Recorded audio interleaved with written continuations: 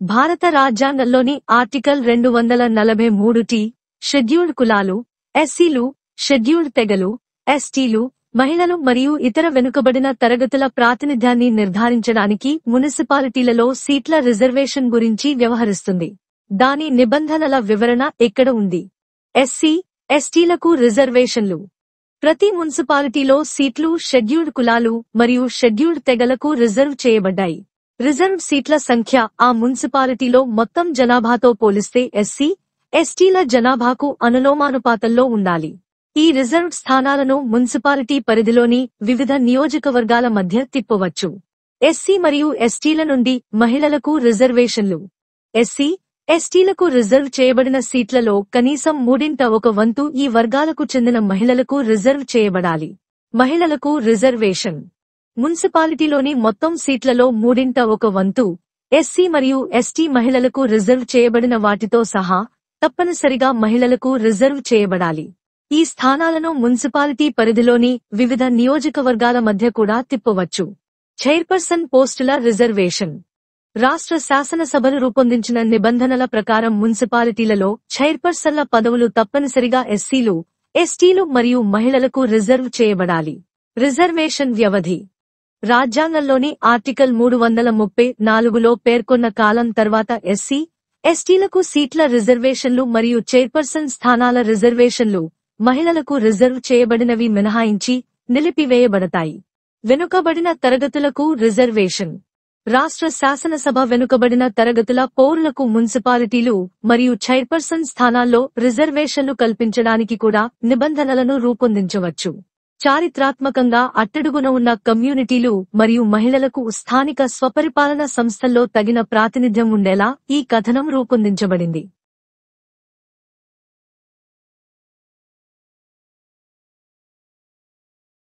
భారత సంవిధానము. భాగము 9 పురపాలికలు. ఆర్టికల్ 243 సీట్ల ప్రత్యేకీకరణ. 1.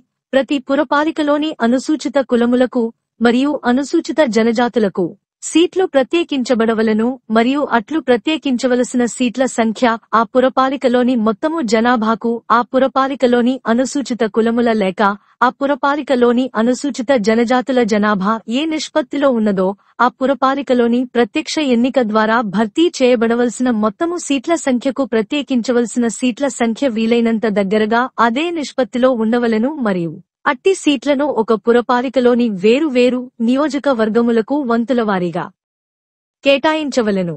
2. ఖండము. 1. క్రింద ప్రత్యేకించబడిన సీట్ల మొత్తము సంఖ్యలో 3వ వంతుకు తగ్గకుండా అనుసూచిత కులములు లేక సందర్భానుసారముగా అనుసూచిత జనజాతులకు చెందిన మహిళలకు ప్రత్యేకించవలెను. 3. ప్రతి పురపాలికలోనూ ప్రత్యక్ష ఎన్నిక ద్వారా భర్తీ చేయబడు మొత్తము స్థానముల సంఖ్యలో అనుసూచిత కులములు, అనుసూచిత జనజాతులకు చెందిన మహిళలకు ప్రత్యేకించబడిన సీట్ల సంఖ్యతో సహా 3వ వంతుకు తగ్గకుండా మహిళల కొరకు ప్రత్యేకించవలెను మరియు అట్టి స్థానములను పురపాలికలోని వేరు నియోజకవర్గములకు వంతుల వారీగా కేటాయించవలెను. 4. పురపాలికలలో చైర్పర్సన్ల పదవులను అనుసూచిత కులములకు, అనుసూచిత జనజాతులకు మరియు మహిళలకు రాజ్య శాసనమండలి శాసనము ద్వారా నిబంధించునట్టి రీతిలో ప్రత్యేకించబడవలెను. 5. ఖండము. 1 మరియు 2 క్రింద సీట్ల ప్రత్యేకీకరణ మరియు ఖండము.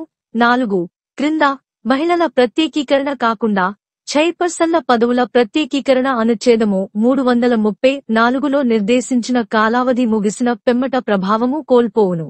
6.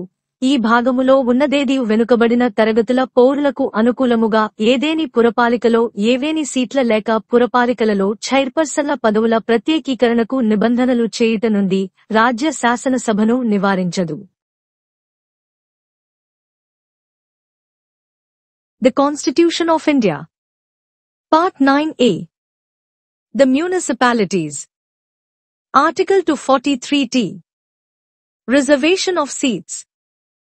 1. Seats shall be reserved for the scheduled castes and the scheduled tribes in every municipality, and the number of seats so reserved shall bear, as nearly as may be, the same proportion to the total number of seats to be filled by direct election in that municipality as the population of the scheduled castes in the municipal area or of the scheduled tribes in the municipal area bears to the total population of that area, and such seats may be allotted by rotation to different constituencies in a municipality.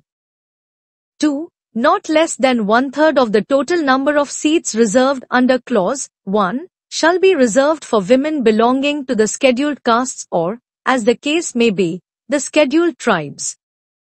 3. Not less than one-third, including the number of seats reserved for women belonging to the scheduled castes and the scheduled tribes, of the total number of seats to be filled by direct election in every municipality shall be reserved for women, and such seats may be allotted by rotation to different constituencies in a municipality. 4.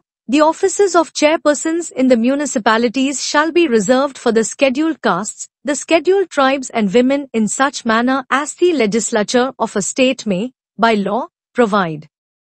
5. The reservation of seats under clauses 1 and 2, and the reservation of offices of chairpersons, other than the reservation for women, under clause 4, shall cease to have effect on the expiration of the period specified in Article 334. 6. Nothing in this part shall prevent the legislature of a state from making any provision for reservation of seats in any municipality or offices of chairpersons in the municipalities in favor of backward class of citizens.